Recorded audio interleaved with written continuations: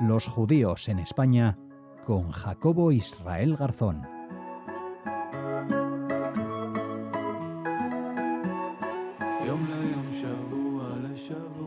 Recibimos, es una alegría, ya lo saben, en su programa a Jacobo Israel Garzón. Hola, Jacobo.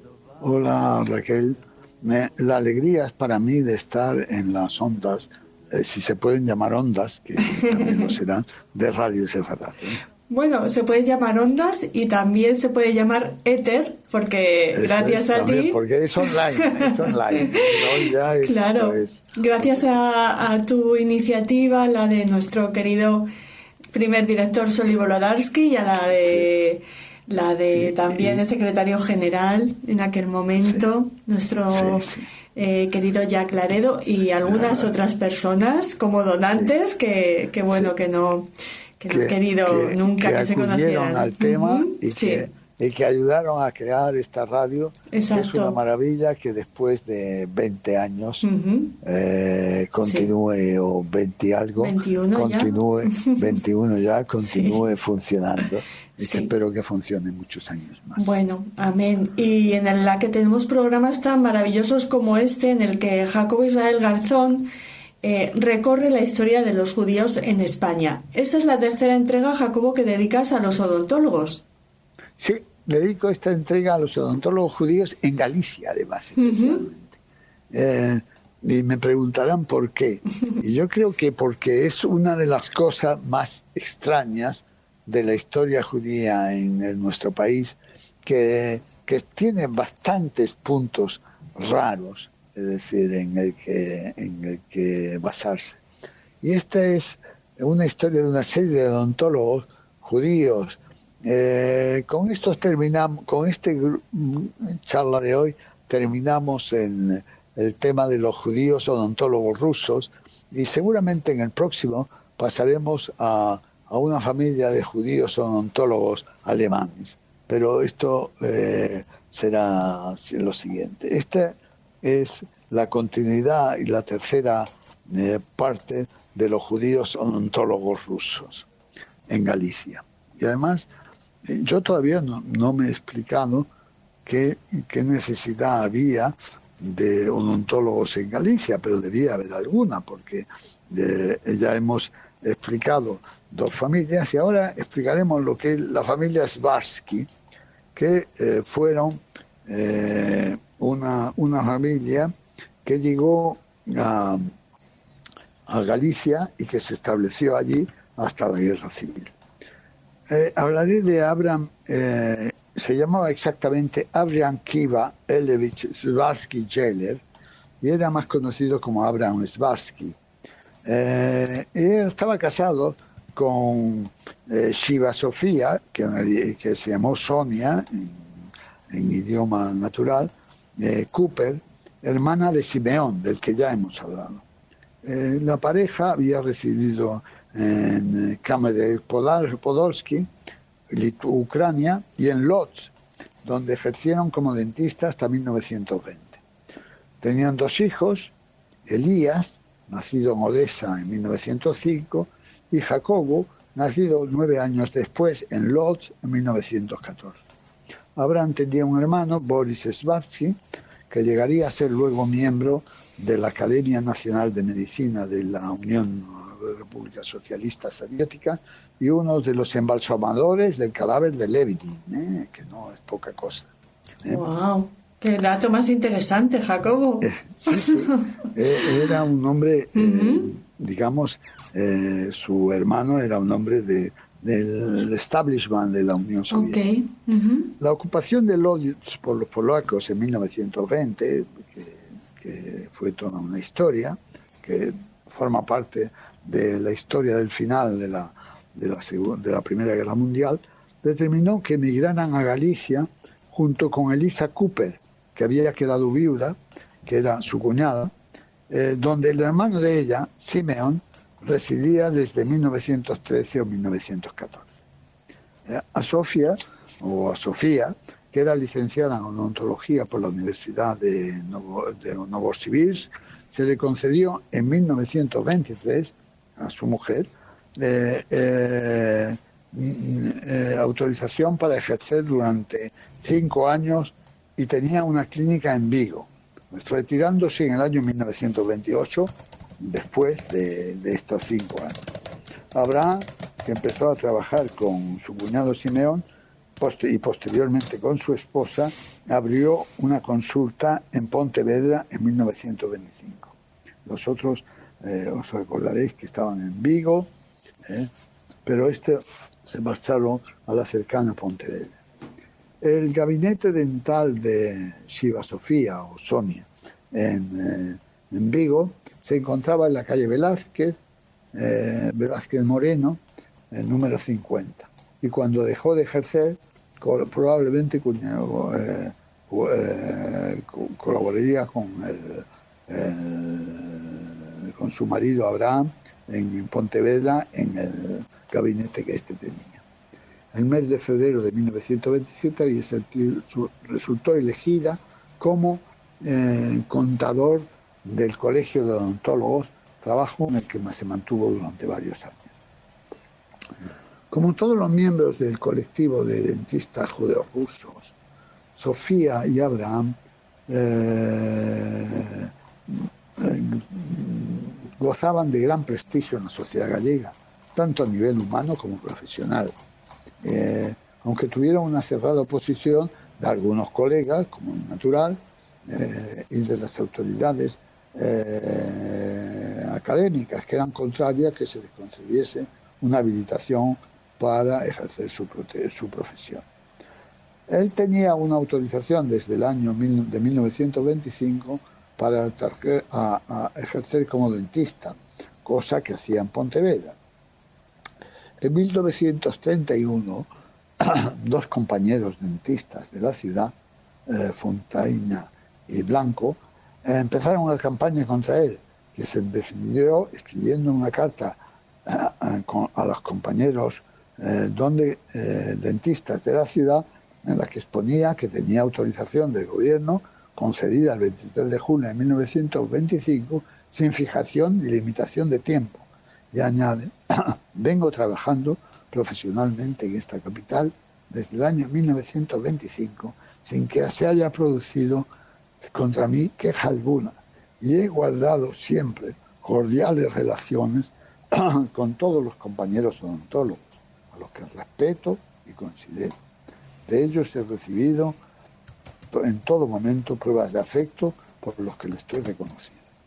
Ante la acusación de los dos dentistas, el Ministerio de Instrucción Pública y Bellas Artes, que era el que resolvía el caso, resolvió el 4 de agosto de 1931 que la autorización era temporal, pero considerando las circunstancias para no causar perjuicios irreparables a Svarsky, por equidad y humanos principios de hospitalidad, ya que no está en condiciones de volver a su patria ni de retirarse, fijó un nuevo plazo de validez de 5 años a partir de esa fecha, y desde hasta 1936.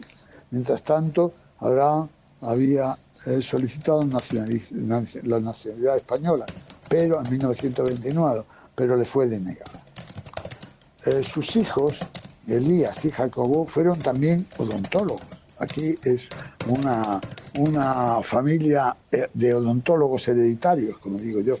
Hay una noticia de prensa en 1929 en la que Abraham Svarsky, señora, a la que se les califica de acaudalados, no sé por qué se les considera acaudalados, piden la mano a una señorita madrileña para su hijo Elías Svarsky, boda que tenía lugar el 29 de julio, en la que fue testigo Simeon Cooper, su cuñado. Abraham, el cabeza de la familia, miembro del Partido Socialista, fue detenido. Intentaron procesarle por tenencia de armas, pero la causa se sobreseyó. Fue detenido tras la revuelta militar, por supuesto, quedando preso a disposición gubernativa. Pero en la noche del 29 de diciembre de 1936 fue asesinado en uno de los paseillos de la época, siendo su cadáver abandonado en el cementerio de San Amaro. La versión oficial del asesinato, firmada por el comandante Velarde, explicita: al ser conducido en la noche de ayer por fuerza del puesto de esta capital el preso Abraham Svarsky Celer, no era Celer, era Celer, según ordena el efecto, desde el Lazareto de San Simeón a la cárcel de esta capital, al llegar al punto conocido por la Fracha y debido a una avería que tuvo el coche que lo conducía, hubo necesidad de parar para repararla, en cuyo momento el conducido, aprovechando la oscuridad de la noche, intentó fugarse, no consiguiéndolo, porque a los primeros disparos de fuerza fue gravemente herido, falleciendo a los pocos momentos, siendo transportado su cadáver al depósito del cementerio de esta localidad. En realidad esto no era así, era simplemente una posesión, digamos, de aquellos paseillos terribles que tuvieron lugar en Hablaremos ahora de su esposa, que era Elisa. Bueno, era su cuñada, vamos a decir. Elisa Cooper, no, sí, su cuñada, que vino con ellos. Era odontóloga y se había casado con Abraham Friesman, siendo madre en Lot en 1914, muchos dicen en 1911, de una niña, Lydia Friedman Cooper. Tras quedar viuda, marchó a Odessa, donde vivía su familia. Pero la guerra civil entre blancos y bolcheviques hizo que se trasladara, a concilios de los años 20, a Vigo, donde estaba su hermano Simeón. Elisa trabajó en el gabinete odontológico de su hermano y ahí se mantuvo como tesorera, como hemos dicho, en el colegio de la selección de odontólogos, y fue detenida por los sublevados hacia 1937, permaneció encarcelada, etc. No vamos a seguir un poco con la idea de Elisa, que no mantiene la idea de la familia digamos, de odontólogos, porque sus hijos ya no, su hija sobre todo, Lidia, ya no fue odontóloga, pero sí hablaremos ahora de su otra hermana, Sofía. Había residido en Kamenets-Podolsky, en Lodz, ejerció hasta 1920 y tenía 2 hijos junto con Jacobo, que eran, como hemos dicho, Elías y Jacobo, junto con Abraham, que tenían Elías y Jacobo. Como dentista, primero marcharon a Galicia y como dentista trabajó primero en el gabinete de Simeón, su cuñado, pero cuando se le concedió autorización en 1923 para ejercer durante 5 años, abrió una clínica en Vigo, retirándose en el año 1928. Y Abraham abrió una consulta en Pontevedra en 1925. Como todos los miembros del colectivo de dentistas judíos rusos, Sofía y Abraham gozaban, como hemos dicho, de gran prestigio. Y Sofía, tras el estallido de la guerra civil, como vería morir a su esposo Abraham y como luego hablaremos, a su hijo Jacobo, en una saca de la prisión en la que le mantenía, pues vería además confiscados sus bienes, así como los de su hermano Simeón y su hermana Lidia, y partió junto con ellos, con su hijo Elías, divorciado de su mujer, hacia Francia, para volver a Barcelona, donde vería entonces al hijo de Simeón, Alejandro, para finalmente recalar en 1999 en la URSS. No se conoce la fecha ni circunstancias de su fallecimiento, probablemente en la URSS. Pero vayamos a los hijos de Abraham y de Elías, que era el hijo mayor, había terminado el bachillerato en Pontevedra en el 24. Era muy deportista y al año siguiente en la Universidad de Santiago arbitró un partido. A él se refería a la prensa como el conocido sportman ruso Elias Svarky Cooper, distinguido alumno de nuestra universidad. En 1935 fue además campeón de ajedrez en Vigo para competir en el campeonato regional y era un gran aficionado al fútbol y forofo del Celta de Vigo. Bueno, todos los viguenses son aficionados al Celta de Vigo. Entonces, gracias lo de Sportman, que es Sportman, ¿no? Sí. Y esa es la palabra que usa la prensa. Ya se ha comentado la noticia de prensa sobre la petición de mano que tuvo con Emita Padín y Muñoz de la Espada. ¿Que era la madrileña? ¿O esa madrileña, sí. Era madrileña. Se casó, se estableció como odontólogo en el Ferrol, pero tuvo problemas con el colegio de odontólogos en 1933 por romper el acuerdo de no prestar servicios al ejército. Y fue repudiado por sus compañeros. Posteriormente pasó a ejercer la odontología en la clínica familiar en Pontevedra. Tras el trágico fin de su hermano Jacobo, del que hablaremos luego, y de su padre, lo mismo que de su tío Simeón, ambos dentistas, se les instruyó también causa militar, con acusaciones de espionaje, pero el jurídico militar propuso y la autoridad aceptó el sobreseimiento, aunque quedaron presos a disposición de la autoridad gubernativa. Ahí no bastaba solamente ser culpables o no, simplemente se les dejaba presos a disposición. Y es probable que fuera entonces cuando tuvo lugar la ruptura de su matrimonio. Se ve que Emita Padín y Muñoz de la Espada era una mujer más de derechas que el marido. Como se ha explicado en el caso de Simeón y Elisa Cooper, 2 años después del asesinato de Jacobo, fueron canjeados Simeón, Elisa, Sofía Cooper y Elías Svarky Cooper, el hijo de Sofía, estableciéndose en 1939 en la Unión Soviética. Elías quiso llevarse al hijo que tuvo de su matrimonio, Alejandro, con él, pero las autoridades franquistas no se lo permitieron.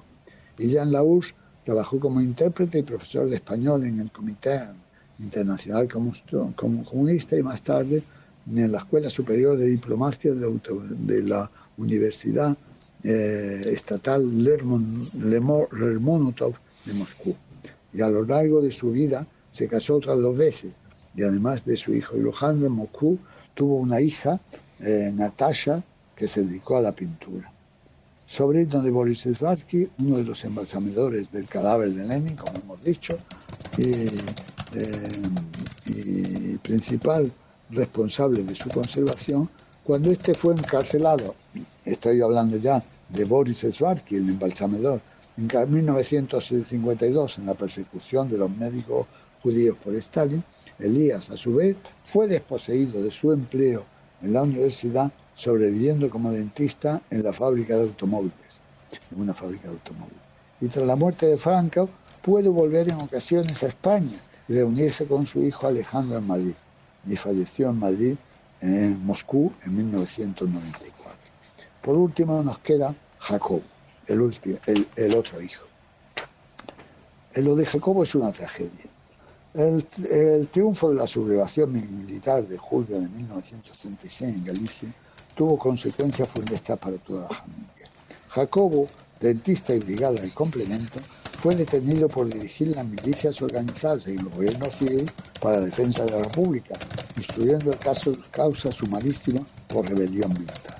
En el juicio, que tuvo lugar el 7 de agosto del 36, estamos en plena rebelión franquista, el tribunal le condenó a pena de muerte, que se ejecutó en el polígono de tiro de artillería Figueiredo a las 5:30 de la madrugada del 10 de agosto, negándose el condenado a recibir auxilios espirituales católicos, por supuesto, y escribiendo ya en capilla la siguiente carta de despedida de su familia, pero sobre todo de su madre, Pontevedra, 9 de agosto de 1936. Queridos míos, querida madre, perdóname este último gran discurso que te doy. Dentro de 3 horas moriré. Tú ya sabes cuánto te quiero. Sin embargo, no he querido ver a ninguno de vosotros por última vez, porque si así lo hiciera no tendría el valor de afrontar mi suerte. Mis últimos pensamientos serán en todos vosotros, sobre todo en ti, madre mía. Estoy tranquilo. Creo que esta tranquilidad me acompañará hasta el último momento. Piensa, madre mía, que si pierdes un hijo, por ningún ideal más justo. Yo puedo sacrificar mi vida. Te queda otro hijo y muchas más familias que harán todo lo posible por consolarte. Os beso y abrazo a todos, queridos.